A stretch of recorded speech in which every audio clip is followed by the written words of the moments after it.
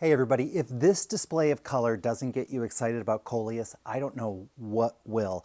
I've been looking at these all week, and let me tell you, I am super excited to show you these because the color on these is absolutely exceptional. And we have spent the last 2 years kind of overhauling our Coleus lineup. And one of the main factors that we were really looking at was finding more Coleus that can take full sun and full shade.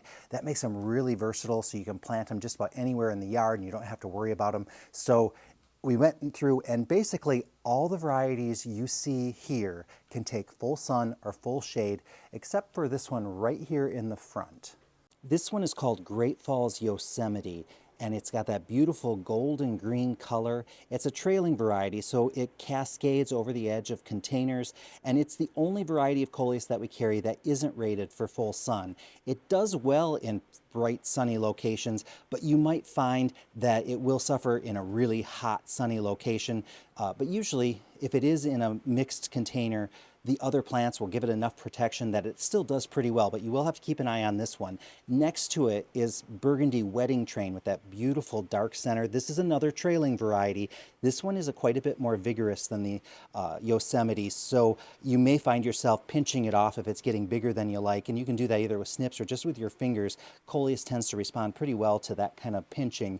And so, but really beautiful, gets a great cascade of leaves coming down the edge of containers. So we love that one. Next ones I want to talk about are right here in the middle. These are all part of the Main Street series. And the Main Street series we introduced last year, and we've been so pleased with it because they get to be a really nice size. So each plant gets to be at least 16 to about 36 inches tall, and then about 12 to 24 inches wide. So they turn to about the size of basically a shrub, and they grow very, very quickly. So you get the effect quite soon after. I'll give you an introduction to the different varieties. This one is called Alligator Alley, and this one actually gets more pink down the middle as it matures. So really a stunning one. Next to it is Riverwalk with the nice lime and green, kind of a chartreuse color. Beale Street has a great red color, and that red holds up all season. And then Wall Street, more of that coppery orange. This one is Ocean Drive, also gets more pink in the center as the season progresses, as the plant gets a little bit bigger. This one here is Venice Boulevard with the beautiful veining in those leaves. That one is just stunning, and I love how it kind of can pick up colors from other plants because of that contrast it has. Next to it is Sunset Boulevard, a little bit more of a peachy kind of orange color to it. Really looks good with your apricots and your peach colors. Those kind of different hues look really great with this one. Over here is Rodeo Drive, and that little rim of kind of that blackish purple color really sets off the shape of these leaves. They kind of have a nice little spiral shape to them with that scalloped edge. Really nice. Brand new one over here is Ruby Road. Has a fantastic fuchsia color down the middle, and this one just is an absolute standout. The other new one over here is Ashbury, and Ashbury has those speckled leaves, and you're going to start seeing, as it gets a little bit more mature, even more of some of the more yellows and pinks showing up in there. And it has, again, a kind of a fan-shaped or finger-like leaf on it, and it has a little bit more of a bushy pom-pom look to it compared to the other ones in the series. And those kind of Coleus are becoming more and more popular. So like these down here, these are 3 different types of the flamethrower series. And again, these get kind of more bushy and fluffy looking. And the 3 different kinds, you can see there's kind of a coppery color, then there's a lime color in there, and then there's one that has the 2 mixed in there. And this one is only available with us as a mixed container. So this is just one that we're going to be selling as a mixed combo, and it's really going to be beautiful. I've seen it, and it gets to a nice size, looks really great. Another one that has a similar kind of habit to it is this one over here called Le Freak. And we had this one last year, and it just creates this beautiful shape, and the color looks great, and it really catches the wind because the leaves kind of flow over the edge of the pot, and they also go kind of upwards as well. It's a really, really nice one. And I'll move over here to the next one. This is Kingswood Torch. This is one that we've actually had for quite a few years, and it has a really nice pink center. This one gets pretty big as well. It's one of the bigger Coleuses.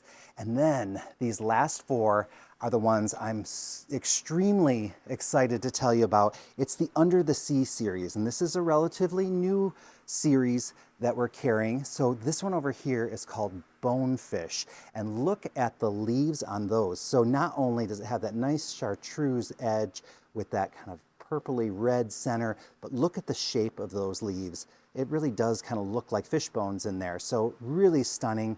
And then over here is Electric Eel with that kind of more of that red pink in there. Really nice one. And then look at the leaves on this one. This one is called Coral Reef, or Red Coral, sorry, that's what it's called.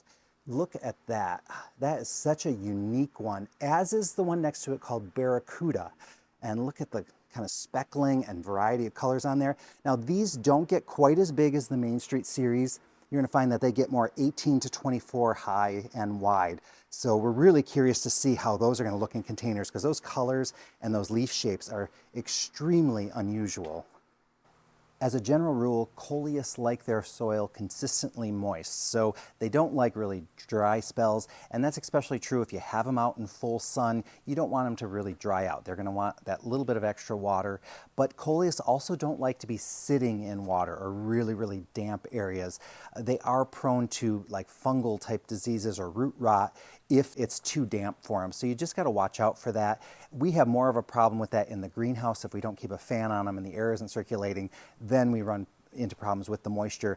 Once they're outside, they're usually very easy. You don't worry too much about those kind of things happening, but you do have to keep an eye out if it's in a high humidity spot without a lot of sun to dry up the soil or the leaves, and there's not a lot of airflow. That would be the only time you'd really see any issues.